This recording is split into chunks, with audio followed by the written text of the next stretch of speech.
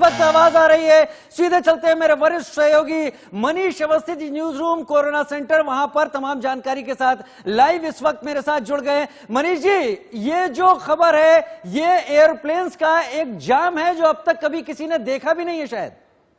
मेरे ख्याल से पहली बार जब 25 तारीख से हवाई उड़ान, घरेलू उड़ान और अंतर्राष्ट्रीय उड़ान भारत में बंद हुई है, उसकी बाद से ये पहला नजारा एयरपोर्ट के अंदर का कि जो रनवे जहां से हवाई जहाज उड़ान भरते थे, ऊंचाइयां भरते थे, आज वहां पर हवाई जहाज किस तरह से एक के पीछे एक खड़े हैं, पहली बार ये टीवी पर देख रहे हैं। और आप ये जानते हैं कि इस वक्त हमारे पास जो तस्वीरें हैं वो न केवल दिल्ली बल्कि बेंगलुरु एयरपोर्ट, और मैं बात करूं राजीव, मुंबई में 90 जहाज,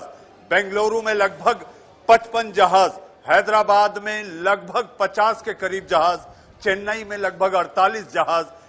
इसी तरह एप्रन जिसे कहते हैं, अगर इसे एवियोनिक्स की भाषा में कहा जाए तो एप्रन वो जगह होती है जहां पर जहाजों की पार्किंग होती है, लेकिन चूंकि ये उड़ानें बंद हैं, अलग अलग बेसिस में ये खड़े नहीं किए जा सकते, तो उन्हें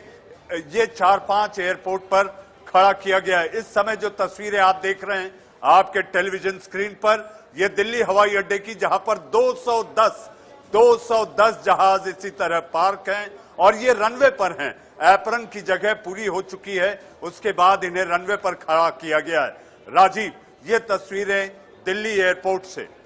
ये इसे अगर मनीष जी मैं गलत नहीं हूं तो एवियोनिक्स को आप बेहतर समझते हैं, ये टैक्सी वे कहा जाता है शायद, जहां से सारे के सारे विमान गुजरकर एयरपोर्ट रनवे पर आते हैं टेक ऑफ करने के लिए। लेकिन ये स्थिति विमानों के लिए भी क्या बेहतर कही जा सकती है? कहते हैं कि विमान लगातार अगर काम में रहे, ऑपरेशनल रहे, तभी वो ठीक रहता है, क्योंकि अगर ये लंबे वक्त तक खड़ा रह गया तो इसमें भी समस्याएं पैदा हो सकती हैं।